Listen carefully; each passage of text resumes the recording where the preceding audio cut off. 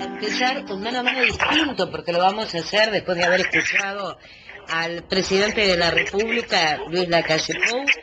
También vamos a decir que lo vamos a hacer casi de inmediato para que se entienda por qué hablamos de estos temas hoy. Alberto ha tenido la gentileza de correrse un día para ayudarme a pensar y a reflexionar sobre este tema. Alberto, buenas tardes. ¿Qué tal? ¿Cómo están todos? Y bueno, sí, fue por supuesto que la obligación es estar al servicio de tu esquema de comunicación que es tan exitoso y que me enorgullece tanto estar. Y por supuesto que una ocasión como esta, que tiene tanto de protocolar y simbólica, es un momento importante, un quiebre interesante para hacer reflexiones. Y bueno, en eso estaremos, ¿no? Bueno, la primera cosa, Alberto, tú que tenés tanta experiencia en esta materia, es que haya ido al Parlamento el presidente a hablar frente a la Asamblea General. ¿Qué simboliza para ti? Sí, eso fue importante. En algunos países es costumbre habitual. Hay algunos detalles que son muy interesantes porque yo he estado cerca de varias oportunidades de estos procesos, ¿verdad?, de aniversario, y de que los presidentes, bueno, a ver, algo para que tengamos claro. Esto es la proyección en un documento que es de muchísimo volumen, porque es la acumulación de los informes de cada área de gobierno que elevan al Poder Ejecutivo y que el Poder Ejecutivo, sobre todo Presidencia de la República, mejor dicho, hace un compendio para darle organicidad de redacción, pero las fuentes siempre son los propios organismos. Quiere decir que el presidente sale una especie de garantía solidaria de credibilidad de lo que cada uno de las oficinas informan y sobre todo en un primer año donde en ese primer año de gobierno el presidente y su entorno van teniendo biopsias de la realidad tan compleja de lo institucional. Conocer el Estado es ya una tarea gigantesca, y mucho menos conocer la gestión del Estado en cada periodo, en cada tiempo, como es ahora. Así que la primera precisión es dejar claro que se trata de un informe de cientos y cientos de páginas, normalmente un par de tomos, y que tienen como contenido el compendio que cada jerarca hace en cada unidad, en la que de algún modo también está tratando de demostrar al presidente que le puso la confianza en él, de que bueno, de que está haciendo cosas, separando el edificio en una parte que son las proyecciones futuras y otro la invitación a ver el living acomodado de la casa. Por lo tanto, la primera cosa y la primera precisión es que el presidente emite un relato por escrito y luego es la información que ha sido por muchos medios. Ha sido desde videos que se han enviado al Parlamento, han habido conferencias de prensa para la población, pocas veces con rueda de interlocución con periodistas, como sucede obligatoriamente en algunos países, es decir, son informes sin réplica. En una palabra, el presidente informa y la Asamblea General escucha, aplaude, se aplaude, o no aplaude, no aplaude, pero, y en algunos países y en algunas circunstancias, a veces se han dado circunstancias complejas de desubicación o gritos al presidente, pero no hay una instancia de réplica ni de repregunta, porque eso llevaría muchísimas horas y no es el caso. Entonces, primera cosa, me parece muy interesante que haya ido personalmente. Ahora, la valoración de él personalmente es más que nada como una puesta en escena democrática en la que el presidente va y habla frontalmente con los parlamentarios, pero claro, sin retorno, por lo tanto no hay controversia en las expresiones. La segunda cosa es que muchas veces, muchísimas oportunidades, los presidentes prefieren no ir cuando la actitud de la oposición tiene algunos miembros que son capaces de generar algún tipo de incidente o algún tipo de acción desagradable. Yo creo que ha quedado muy claro, y todo el mundo lo sabe, y el presidente también, y esas cosas se coordinan en las bancadas. Es claro que no iba a haber ningún tipo de situación anómala con respecto a las palabras del presidente, con ni retiros parciales de sala, ni murmullos, ni mucho menos cosas peores. Por lo tanto, es una presencia con tranquilidad, por decir de algún modo, o sin ninguna inquietud especial, como puede pasar, o pudo pasar en otras épocas, cuando de pronto enviar a un presidente a hablar de estas cosas, que es en el mismo proceso, yo lo he hecho montones de veces, en algunos casos me ha tocado coordinar la redacción. Estos informes son, si uno mira hacia atrás, se va a encontrar, si tiene la paciencia de leerlos, que son muy similares. Tienen un capítulo prehistórico o histórico, un capítulo de gestión presente, un capítulo de obstáculos y un capítulo de proyección futura. Ese es el esquema a partir del cual se comunica. El presidente en esta oportunidad hizo un comentario muy interesante, porque en realidad lo dijo, pero dijo que no lo decía, en relación a no ir hacia atrás, es decir, poniendo el punto de partida hoy con raconto de lo que fue el 2020, pero sin entrar en exámenes profundos de situaciones precedentes. No hay más tiempo para excusas, dijo. Sí, claro, pero digo, está muy bien elaborado porque es muy inteligente, porque deja dicho que había para decir, por lo tanto también habría para controvertir, pero con eso saltea la controversia y lo coloca en la posición de su propia gestión en el nivel de mayor éxito, según las encuestas, en materia de opinión pública, donde el segmento de preguntas vinculadas al manejo de la pandemia le da porcentajes muy altos históricamente, que naturalmente no se compadecen con otras mediciones, cuando tenemos una fuerte caída en la pobreza, en el desempleo, en el proceso de vida de la gente, en lo económico y lo social. Eso ha sido estudiado por varias consultoras, donde ahí hay mediciones que son totalmente antagónicas con la que tiene que ver con lo de la pandemia, el manejo y la pandemia. Por lo tanto, ahí me parece que fue muy inteligente una decisión de decir, mire, de atrás, pudiendo hablar, yo no hablo. Es decir, no lo dijo así, pero dio a entender eso. Y, por otra parte, proyectarse en lo que es el balance de la gestión del 2020, que obviamente muestra los picos más importantes de toda esta homeostasis de la gestión de gobierno, donde se van mostrando los picos mejores y donde los picos negativos difícilmente se incluyan en un informe de esa naturaleza. Por eso parece interesante la postura de que la oposición haya decidido, sobre todo el Frente Amplio, que es el partido mayoritario, no solo de la oposición, sino del país, haya resuelto orgánicamente tener una presentación orgánica también de su opinión sobre lo dicho por el presidente. Además de la rendición de cuentas, ¿no?, de la oposición en su rol parlamentario. Claro, digo, es muy importante escuchar la voz de la oposición. Ahora, sobre todo, la voz es una forma de expresar opinión, y la opinión es que evaluación se hace de las cosas. Ahora, de los puntos que uno pudo ver rápidamente, porque son días muy intensos para mí estos, pero lo que pude ver en todo el proceso, primero me pareció muy bien la postura del presidente, la postura física, sus gestos. Fue un gesto, ¿cómo le podría decir? Un gesto más entre pares, lo vi menos solemne, y la palabra no es solemne, ¿no?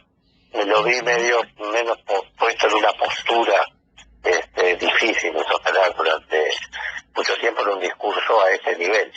Me gustó ese aspecto, la presencia me pareció muy bien, Me pareció que el tono del discurso, me refiero al tono de voz y las inflexiones de las cosas, un tono correcto, muy bien preparado, muy bien asesorado, y sobre eso nadie puede tener duda hoy. Sobre las ideas de la evaluación del presente y de las medidas adoptadas en el 2020, bueno, él trata de demostrar un antídoto frente a la crisis mayor, a la crítica mayor, que es la durísima realidad de dos cosas que son dos marcas a fuego en el pecho, ¿verdad?, de la nación. Uno, el hecho de la pérdida de poder adquisitivo de la gente y la pérdida de salario como tal y la no utilización de recursos internacionales muy baratos para seguir transmitiendo esa misma línea de facilidades para que la gente tenga ingresos sociales básicos. Creo que basta culminar lo de Estados Unidos ahora, lo que ya aprobó el Parlamento norteamericano como apoyo en efectivo a la gente. Por lo que hablamos siempre, que lo importante es mantener la rueda de consumo que alimenta la rueda de la producción.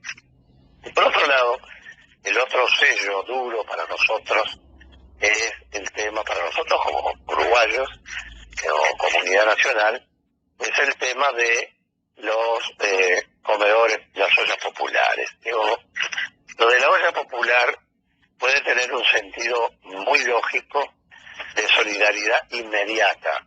¿Cómo soluciono los 2, 3, 4 primeros meses? Ahora, un país que tiene en su estructura institucional un Instituto Nacional de Alimentación, que tiene por cometido legal justamente dar cobertura alimenticia, y no voy a hablar de los otros roles del MIDE ni las canastas, que son tan importantes, pero me parece que yo esperaba sinceramente una noticia no de apoyo a las ollas populares, que bueno, me parece bien, peor es nada, pero más bien me hubiera gustado que se dijera que esos esfuerzos iban a ser incorporados como parte de un mecanismo estatal de distribución de alimentación, con todos los servicios del Estado a disposición, con la compra masiva de productos, incluso admitiendo la cooperación de la gente, ¿por qué no?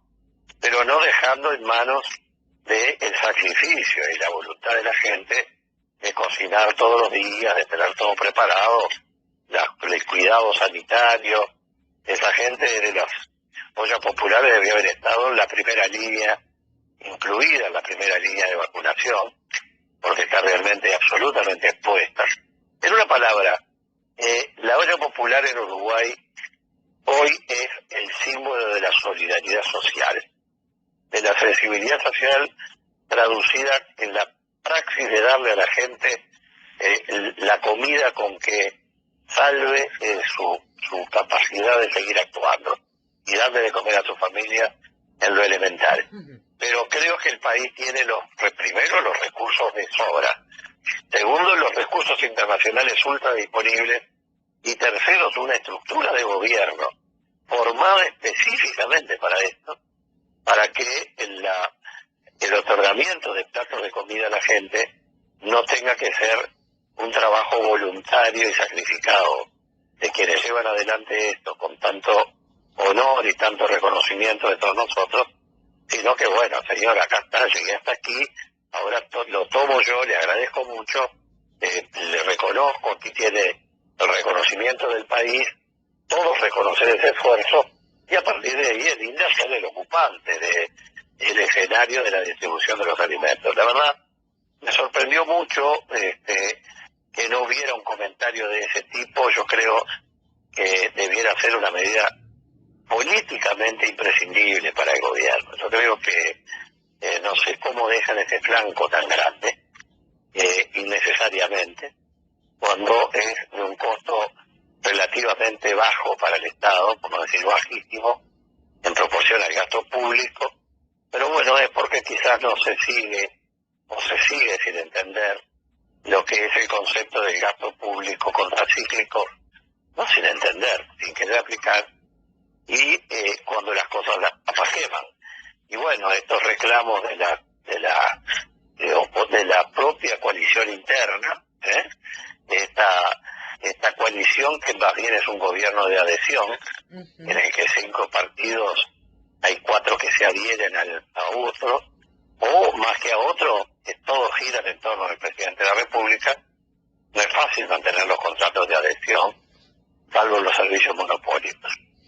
De todas maneras, como que tuvieron esta etapa de disimulo, ¿no?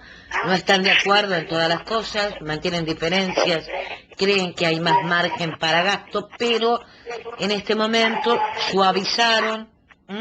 Ellos entienden que forman parte del gobierno, obviamente, y el presidente que manda él. Sí. A ver, también puede ser interpretado estas protestas, estos planteamientos de la coalición interna, de un mecanismo de que cada uno pueda salvar la ropa respecto de los temas, entonces forma parte de los méritos y saca el cuerpo de la responsabilidad de lo que no se logra o de lo que no sale del todo como se quiere. Pero me parece que esto está demostrando que para algunos viejos estrategas de la política, que por un lado dicen que esto está todo muy bien, pero hay que gastar 1.200 millones de dólares más, ¿verdad? Eso no es poca cosa como mensaje, y tratando de diferenciar con la propuesta del Frente, que tiene como partido, que recién salió del gobierno, porque ese es otro tema que es muy importante, Cris. El gobierno tiene una pucuntura, es decir, yo no sé mucho de pucuntura, pero tampoco nunca me hice, pero hasta lo que sé es que si uno tiene un dolor en el pie, de pronto le pinchan, le ponen una alfilercita en el lóbulo de la oreja, ¿no? Claro. Bueno, saber que llegar al tobillo es a través del lóbulo de la oreja es uno de los artes más complejos dentro de la estructura de funcionamiento del Estado. Entonces, no hay que olvidarse que el Frente Amplio acaba de salir del gobierno después de estar 15 años y conoce al dedillo ese metabolismo de la gestión, que lo hace muy fácil buscar y encontrar los datos que precisa para su información. Claro, la pregunta es, en la medida que no tengan los votos suficientes, es evidente que no pasan de ser propuestas. El presidente mencionó los aportes del Frente al pasar, lo que me pareció importante como elemento. Ahora, lo que importa no es la mención, sino cuánto se recoge de lo necesariamente valioso que tiene que haber pasado un partido político que perdió por la mitad de 30.000 votos, ¿verdad? Entonces, es evidente que hay un expertise gigantesco en la oposición, que ha actuado con un enorme, que por eso yo creo que justifica la ida personalmente del presidente. Hasta me permitiría, quizás es un atrevimiento de imaginación, pero hasta me permitiría decir que es hasta un gesto del presidente, o sería lindo que fuera así, de reconocimiento a una oposición que no le hizo un mecanismo de interpelación permanente habiendo tantos temas para dar la fecha.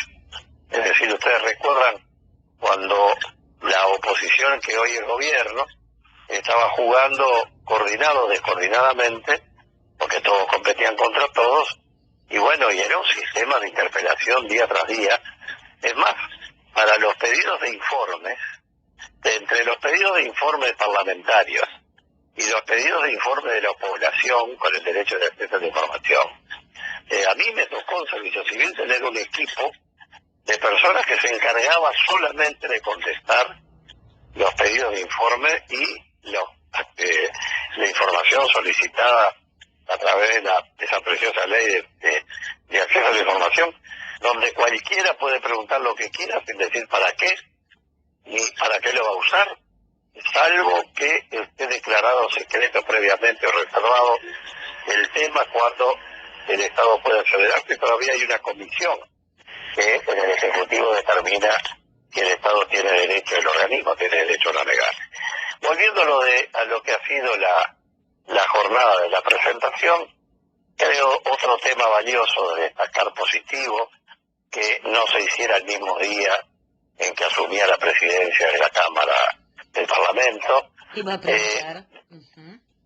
Me pareció un gesto muy interesante de coordinación. Creo que ese debe ser un mérito de la vicepresidenta y los coordinadores de bancada, que me deja muy contento. En una palabra, uno vive radiantemente buscando símbolos que nos muestren civilización y entendimiento político. Espacios donde poder decir las cosas con altura y donde la discusión sobre los temas de fondo nunca fue tan fácil como ahora, la discusión sobre los temas de fondo, porque está todo absolutamente documentado. Y si uno se lleva un equipo de 4 personas expertas con el otro contendor debatiente con otras 4 personas, y cada uno tiene los miles de páginas analizadas y preparadas con la gestión, el diálogo puede ser infinito porque la información está toda.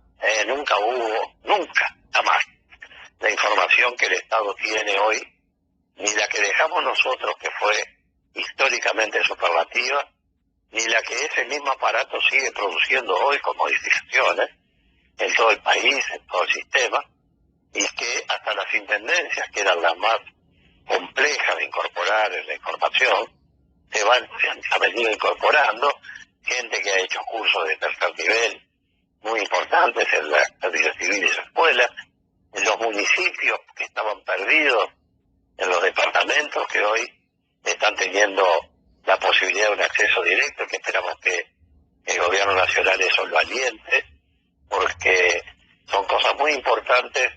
La discriminación territorial es, por supuesto, vivir en un barrio considerado rojo, marginal, donde dar la dirección de vivir en un lugar puede conllevar a que no se le dé un empleo.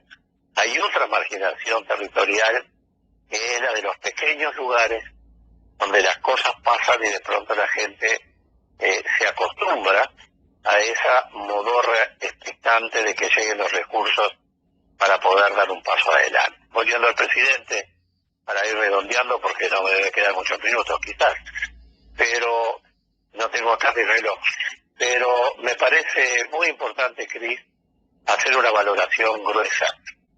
Primero, creo positivo que el presidente haya ido, primera cosa. Segundo, en este contexto político de una oposición con un altísimo nivel de razonabilidad y civilidad política, donde no nos olvidemos que salió lo que ha sido la ley de presupuesto, lo que ha sido la ley de urgente consideración antes, lo que ha sido la ley de rendición de cuentas, ahora lo que va a venir de la ley de medios, lo que se está trabajando en la reforma de la seguridad social, en fin, algunas leyes claves. El clima parlamentario es vital porque en muchas de esas cosas, las primeras pasaron a una enorme presión por un tubo que apenas se vio, pero que de todos modos hubo oportunidad de modificar alguna cosa y que ahora se estará a la espera de lo que la ciudadanía resuelva, de si va a querer tener una opinión o no a través del referéndum en curso. Por un lado, entonces, todo ese aspecto que tiene que ver con que el presidente se haya presentado, esto tiene que ver con el contexto, y el contexto era óptimo para que sucediera. No sé si sucederá todos los años electorales, todos los años que quedan hasta el año electoral, pero parece un buen estilo. Ni califica a los que fueron hasta la hoy al presidente, ni descalifica a los que lo hicieron de otro modo. Lo importante es el material que se llega al Parlamento, y lo importante es cómo el Parlamento procesa esa información, o si los tomos quedan guardados en un anaquel a la espera de que algún arqueólogo algún día los lea. Primera cosa, entonces, me pareció valioso que fuera presencial, y fue una presencia sobria, una presencia de jefe de gobierno y jefe de Estado con claridad, y me pareció que el partir por después de la crítica de los precedentes, aunque fue hábilmente insinuada, es una forma de evitar algunos flancos que del todo no lo va a poder evitar. Segundo, algunas medidas que me parecieron importantes, como tienen que ver con algunas inversiones anunciadas. Eso no son novedosas, pero que es bueno saber que el país va a hacer inversión en obra pública por distintos modos. También habla ahí de la emisión de bonos y la participación público-privada y la participación del público. Lamento que no haya una mención a la utilización del sistema de apoyo internacional en materia de créditos. La vieja reivindicación de mayores espacios de libertad dentro de un Mercosur que está realmente muy complicado por sus propios titulares en algunos casos. Y qué bueno, estas reuniones unipersonales del presidente han dejado en claro que en realidad es muy difícil avanzar un centímetro por la estructura tal cual está. Y yo soy partidario acérrimo de mantenernos en el Mercosur. Pero está claro que está bien el reclamo de mayores espacios de libertad, y esos espacios se van a ir dando la medida que a Brasil le convenga, Argentina quizás, pero por ese lado la cosa va a venir y está bien esa política en esta materia. Falta definir más de política exterior, veo poca presencia en los organismos multilaterales de Uruguay de acuerdo a la información que me llega, pero no era el tema del discurso del presidente de hoy. Y en una palabra, me parece que ahora con un poco de tiempo, después leer con calma, pero sobre todo lo que viene ahora es que tenemos un índice a partir de una hoja de ruta, como decía Condoleezza Rice en Estados Unidos, la palabra que se impuso, una hoja de ruta para seguir, porque la hoja de ruta que teníamos con el presupuesto nacional y con la LUC era una hoja que no nos gusta nada. Y no puedo terminar de hacer una mención que me hubiera gustado que hoy se anunciara, y es que se dejaran sin efecto las medidas respecto de los 16 docentes de San José, donde se desempolvó una actuación administrativa del año 2019 sobre un tema que la ciudadanía se laudó y enterró. Yo creo que no le hace bien a nadie, menos al propio ministro Larrañaga. No sé, me pareció, al que se le ocurrió esa medida, violó los dos principios básicos de la política y de la mejor política. Me habrán escuchado hablar siempre que política es oportunidad y mérito o conveniencia. Bueno, esto fue absolutamente inoportuno, tan inoportuno que es grotesco, y por otra parte es tan inconveniente que si uno suma que algo no es conveniente y se toma en determinado momento que no es el oportuno, porque las clases están empezando en este momento, bueno, o se hizo pensando mal, que prefiero nunca hacerlo, como forma de tener justificación para los errores, o realmente es más peligroso aún el hecho de un error cometido sin darse cuenta de la gravedad, y reiterando que sigue siendo una locura, y perdón el adjetivo, pero es un disparate realmente, el hecho de que tengamos cada día más departamentos en rojo, de vuelta en el nuevo pico. Hay que ver lo que está pasando en Estados Unidos, con la nueva cepa que está caminando, hasta que en 3 semanas se calcula que va a ser la inglesa la que va a topar todo el tema de Estados Unidos. Bueno, nosotros en pleno proceso de vacunación con una vacuna que es importante, lo que no garantiza inmunidad, pero todavía sin vacunar todos los docentes. Bueno, hemos comenzado las clases, y para cualquiera que haya visto se dará cuenta que en las escuelas hay hacinamiento de docentes, de padres esperando a los alumnos. Es imposible que guarden la debida distancia, y yo creo que se apuró demasiado esa medida, y que es fruto de la falta de consulta.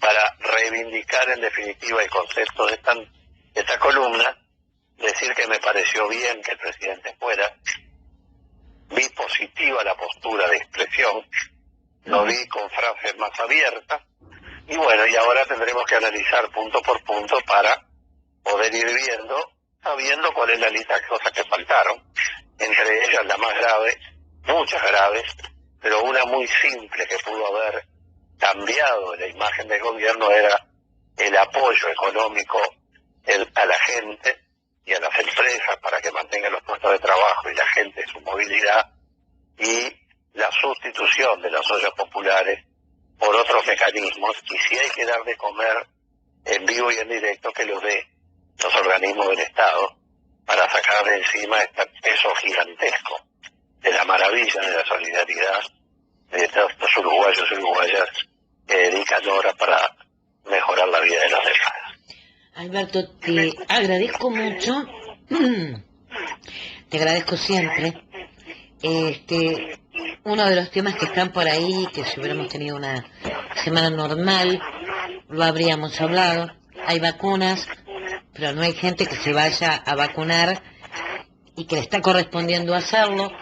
Solo un tercio, un poco más de un tercio, ha reservado su hora para la vacuna. Esto es una preocupación, así que lo de todos los días, yo lo digo todos los días, ¿no? A vacunarse cuando se puede, con la vacuna que toca, es la prioridad, no hay otra prioridad que esta. Sí, es muy importante la toma de conciencia sobre la vacuna. Quiero hacer una precisión. Me la habían anunciado del exterior ya. El éxito de los procesos de vacunación comienza cuando el sistema sanitario se vacuna con un producto X, la vacuna contra la gripe. Entonces todo el mundo se da la vacuna contra la gripe. Ahora, cuando comienza un proceso de selectividad de tipo de vacuna a darse, voy a ser más drástico y lo digo con mucho pesar, pero tampoco puedo ocultar una convicción.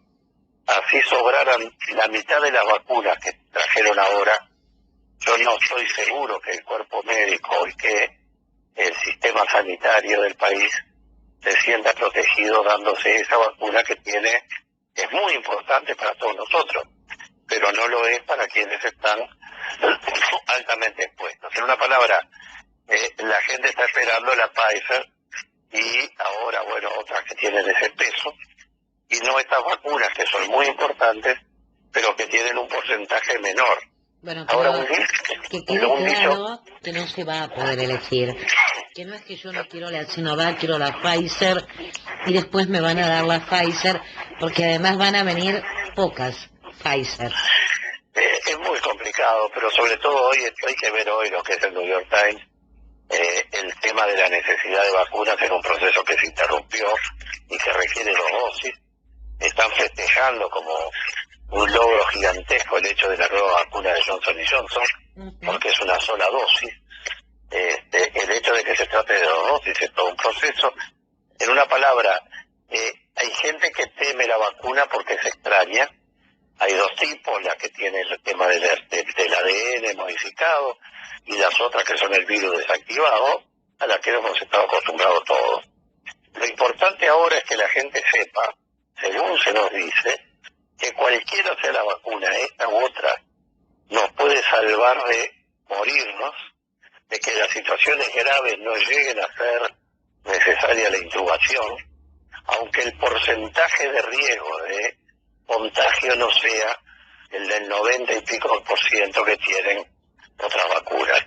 Nos arrepentiremos mientras vivamos no haberle dicho que sí al embajador ruso cuando vino y al al presidente argentino, pero sobre la leche derramada lo único que puede hacerse es limpiar lo que se ensució y seguir para adelante. Así que a vacunarse, porque de un modo u otro es una protección muy superior a la indefensión en que estamos si no nos vacunamos.